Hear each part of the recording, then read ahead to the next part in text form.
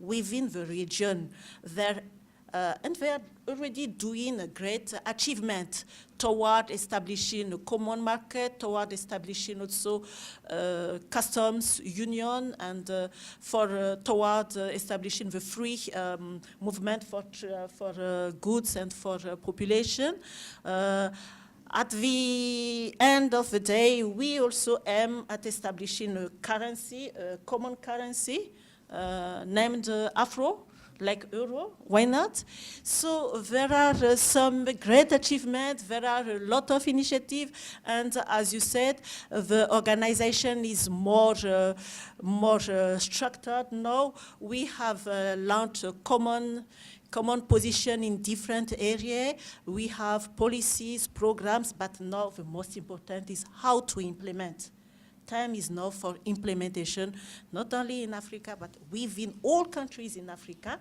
And we also developed our partnership, because we can't be alone. We can't be alone in Africa for this great work we have to do in Africa. We need our partners. Well, let me come, because we have these people from the United Nations here, let's turn for a minute towards the United Nations. The United Nations, as we all know, has a central organ, which is the Security Council. Yes. And that Security Council officially has one table with 15 seats around it. But that's not the truth. The truth is that there are two tables. There's one table with only 5 chairs. And at this table, they eat caviar and smoked salmon. And then you have a second table of 10 chairs where you eat bones and hot dogs. Now, yes, that's true. What is the African position on this Security Council, which is totally anachronistic? This is a child of 1945. But we are in 64 years old. And we still haven't understood that the world in 2009 is not the world of 1945. Now, you represent 1/4 of the total population of the United Nations. So you are, as far as I'm concerned, the most powerful ambassador at the UN. What are you doing about it? I think, Professor Kamal, you have to be one of those member of the Security Council to allocate 1 seat for us, at least. But you know, we, as you said, we deserve really to have seats, at least 2 seats, because what we target is 2 seats at the Security Council. We have a common position on this issue. We have a so-called Ezuluni consensus. And in this Ezuluni consensus, the African leaders, they said that Africa needs to have 2 permanent seats, plus 5 non-permanent seats, and 2 permanent seats with a veto. As far as the veto exists, so we also claim to have a veto. But when one day the veto don't exist, so we don't claim the veto, but for the time being, that is the position of Africa. And then how Africa will choose its representative, it will be among African countries. That's what we put in this Ezuluni consensus. Now, at the moment, we have the intergovernmental negotiation, which is ongoing within the General Assembly of the United Nations. There are already some proposals from various groupings, and not only Africa, from the G4, from the United for Consensus, from the Small Five, and so on. There are already great exchanges on this issue. But I think for us, and everybody agreed, Africa deserves really a seat within the United Nations. We wait what will be the outcome of this first round of negotiations. Then we'll come back to our heads of state, who will meet in July. The next summit of the African Union will be in July, and this issue is all the time on the agenda of the summit in July. Yes, but you know that under Article 108 of the UN Charter, no change can be made in the United Nations except with the approval of the 5 who are the caviar and smoked salmon eaters.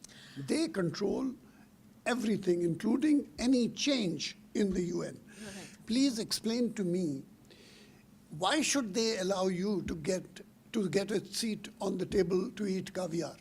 Why would they allow you to come forward? You know, among these 5, we have China, we have United States, France, UK, and Russia.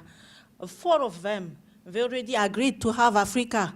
When we follow the discussion, they said that Africa really deserves to have a seat within the within the Security Council of the United Nations.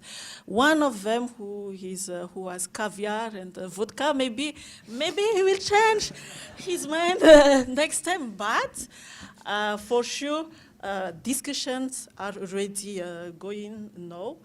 So I think Africa has a good chance really to have at least 1 seat. I find you very optimistic about it. That's what my husband said. We are too optimistic. No, but you know, all the time we are bored with this appellation of Africa as Afro-pessimism. So that's why I try to be optimistic for Africa. No, we need but, that. But Ambassador, it is not a question of what Africa deserves. That's not the Yes. question. The question is of power sharing. It is a principle that those who have power never want to share it with those who do not have power. Why should those who have power want to give you any part of that power? It's not natural. Because, you know, everything has changed with the, you know, the geopolitical situation is not the same as, for example, 40 years ago. So I think it is for their interest, really, to share the power, to open the Security Council, because all the issues on the agenda of the Security Council are on Africa, and Africa is now taking more and more part in peacekeeping operation.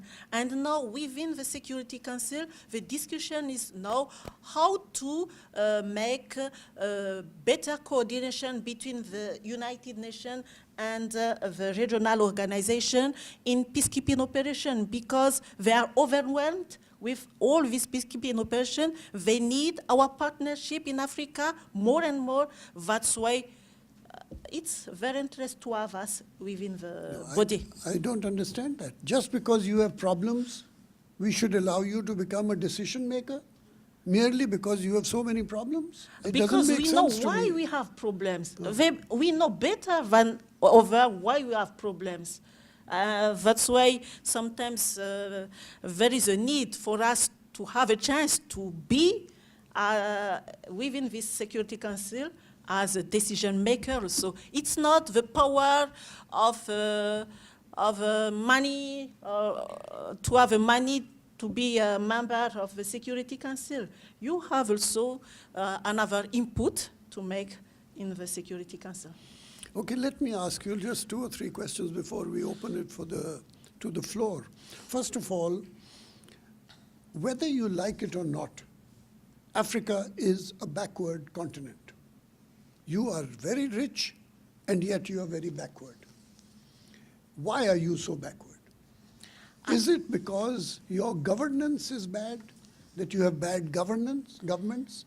Or is it because these rich people have been colonizing you and sucking all your blood out? Why are you so backward? It's too tough, this word, backward.